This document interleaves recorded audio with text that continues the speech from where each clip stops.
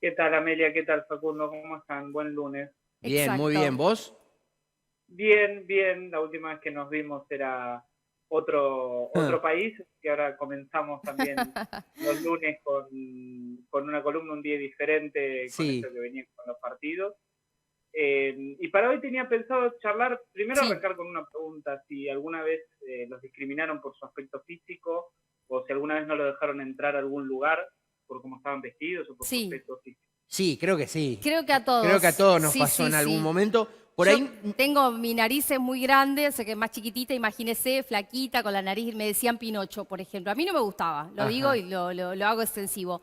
Después fui a un lugar, aquí también, como un domingo a la tarde, a querer sí, tomar algo, y la verdad me había ido como que me de hubiera entre levantado casa, recién. ajá. Sí, reconozco, pero no tendría por qué ser, digamos. Y no me dejaron Tal cual, entrar al lugar.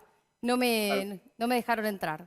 Bueno, nada, me Mira, volví. Me primero fui a la plaza. me solidarizo con tu nariz porque te entiendo Sí, también por otro. O Por, sea, yo hoy, a ver, hoy de grande ya lo tomo con humor, me río, está genial, pero yo cuando me sí, empezaban a gastar y me decían Pinocho, y yo habré tenido 5 o 6 años, y a mí me molestaba eso, que la obviamente. gente todo el tiempo te esté, o sea, los mismos compañeros de la escuela, ¿no? Que principalmente se da ahí en esos entornos bastantes conflictivos, digamos, se podría decir. No debería ser porque debiera estar la mirada del adulto y acompañar ahí y decir, bueno, no, pará, a ver, todos somos diferentes, ahí viene la palabra, digo, en esta cuestión, para no entrar en la discriminación Sí. positiva, y le pongo entre comillas, porque ahora se usa mucho esa cuestión. También creo que ahora entre los niños hay más conciencia, o al menos de los Sí, padres hacia los niños, de esto de no hay que opinar del cuerpo ujú, ajeno, si no te piden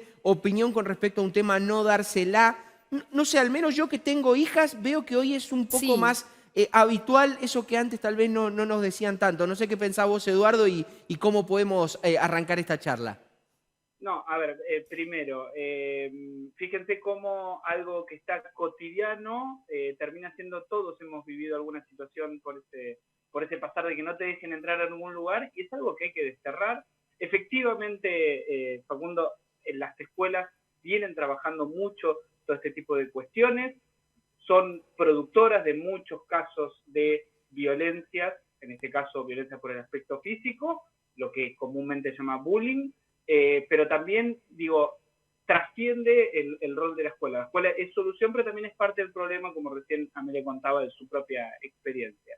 Y en esta columna ya hemos hablado de esa idea de violencia estética, ¿no? O sea, que alguien se refiere al cuerpo del otro y que a partir de ciertos estereotipos o etiquetas sociales construye una imagen negativa, ¿no? Alguien que no se corresponde a un canon de belleza y entonces sufre algún tipo de discriminación. Y como ya hemos dicho también en esta columna, la violencia estética no es una cuestión exclusiva hacia las mujeres, pero son gran parte de quienes la sufren. Hay mucha Ujú, más presión social de estereotipos sobre el cuerpo sobre las mujeres, ¿no? ujú. Y una de las maneras, quizás una de las más comunes, ya está, que nos lo tomamos quizás con más gracia, y por eso es más peligrosa, porque es más naturalizada, es lo que se conoce como el gordo odio o Mm. como la gordofobia, que tiene que ver con un eje en la discriminación ligada a un cuerpo que no responde a los cánones sociales, sobre todo porque la sociedad interpreta que tiene sobrepeso. Y quiero ser claro con esto, lo que hoy vamos a charlar va mucho más allá de las cuestiones de salud, o sea, hay toda una dimensión de que hay que atender a cuestiones de salud porque puede traer problemas. Yo hoy voy a hablar de la cuestión social, la burla, el prejuicio, la marginación que sufren muchas personas por no tener el cuerpo que por lo menos las imágenes sociales se condicen. Ejemplos cotidianos, el gordo va al arco, porque se supone que el gordo no puede correr, entonces que vaya al arco y se quede quieto. Claro. Deja de comer eso porque no vas a conseguir novio o novia. Ujú. Esa cosa de no le vas a gustar al otro si tenés kilos de más, ¿no? Todo entre comillas. Llegamos, digo, hemos tenido muchas novelas y sitcom argentina que el gordo siempre es el gracioso y siempre es el mejor amigo del personaje principal, pero nunca es el personaje principal, o frases que quedaron así en la retina social como probaste con un yogur, ¿viste? Estas cosas Claro. que han quedado como cierta idea del gordofobia y el gordodio, y lo que quería traer es porque hace un par de semanas se dio un fallo inédito por el Instituto Nacional contra la Discriminación, la Xenofobia y el Racismo, el INADI, que por primera vez menciona al gordodio como una de las causas para la discriminación. Sobre todo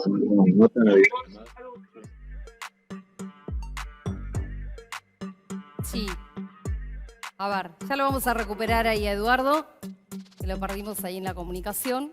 Es cierto, esta mirada, ¿no?, que se tiene no solamente de la cuestión estética, es como muestra la imagen, Fácula, el dedo acusador, ¿no?, de estar hablando del cuerpo de los otros, de las formas del cuerpo, de lo que pronuncia más en el cuerpo y que sobresale, ¿no? Y que yo decía, contaba hoy esto, ¿no?, haciendo autorreferencial sobre la cuestión. Quizás cuando era más pequeña me molestaba mucho más, hoy lo tomo con humor, claro, pero porque ya tengo transitado un camino. Pero imagínese, y es cierto también lo que usted dijo, hoy por ahí los niños, las niñas, las infancias nos enseñan a este respeto que hay que tener por la mirada o por sobre la mirada del otro, de la otra, del otro, ¿no?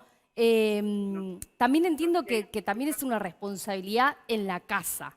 Si en la casa se dice de tal manera, empezando por un chiste... Creo lo mismo. Ya pasa a otro plano cuando deja de ser un chiste cuando no me río.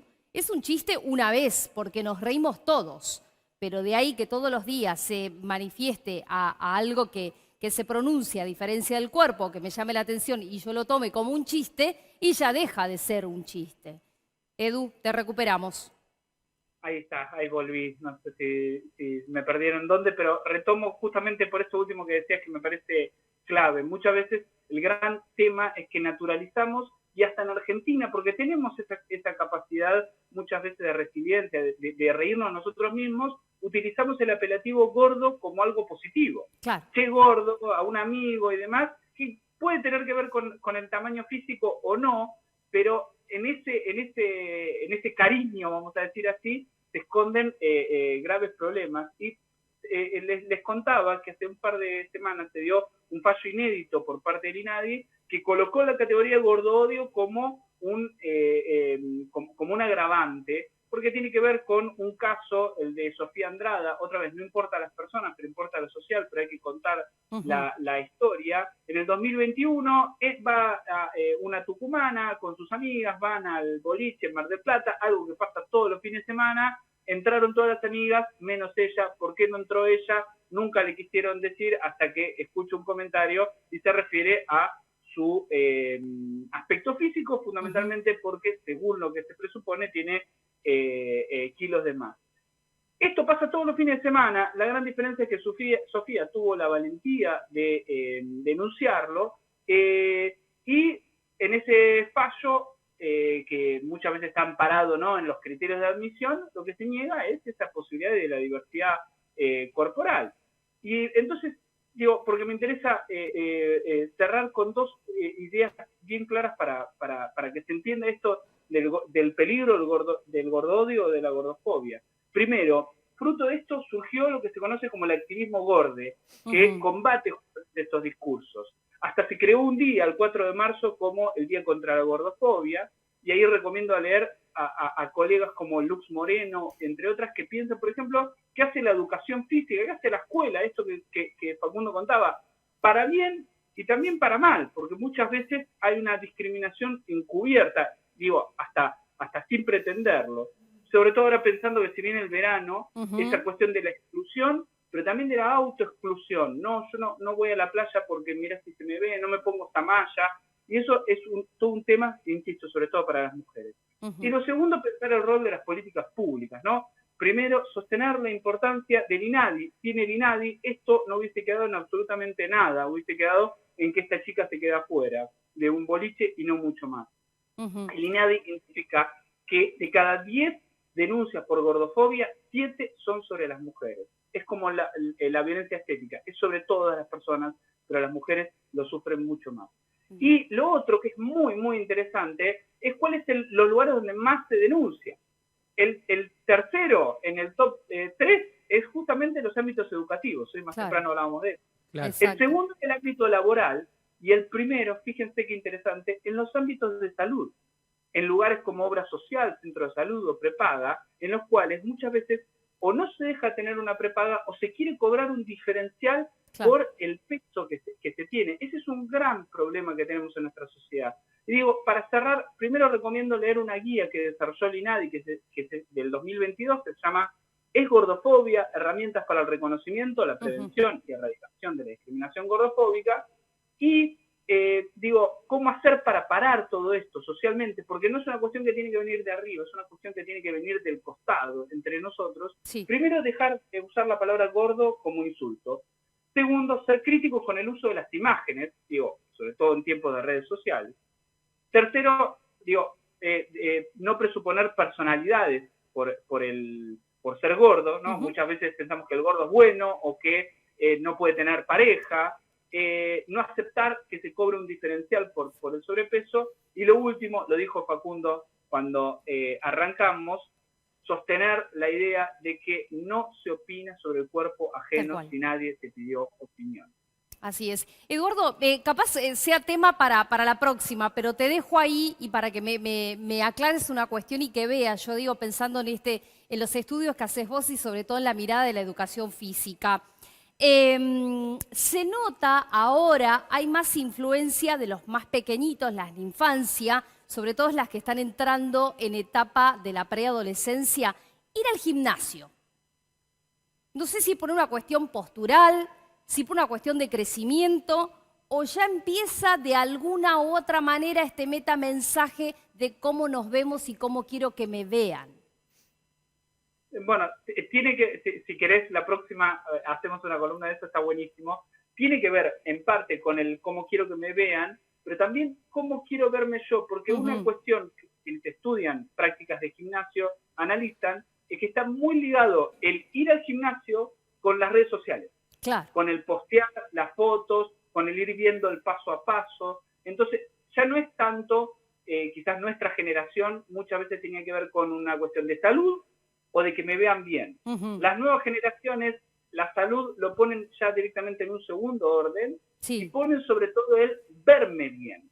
Y el verme bien, esto es muy interesante porque hay varios estudios que muestran cómo las actividades físicas que se muestran en las redes no son necesariamente las que mejor hacen al cuerpo, sino las que mejor se ven en la cámara, ¿no? Claro. Es muy interesante esto de qué es lo que se muestra, no necesariamente es lo mejor para uno, sino para la cámara. Bueno, insisto, es para dialogar un rato largo sobre esto, pero efectivamente hay toda una nueva moda de los adolescentes ir a los gimnasios. Bien. Eduardo, gracias, Eduardo. Muy amable como siempre. Un abrazo. Buen comienzo de semana. Lo mismo.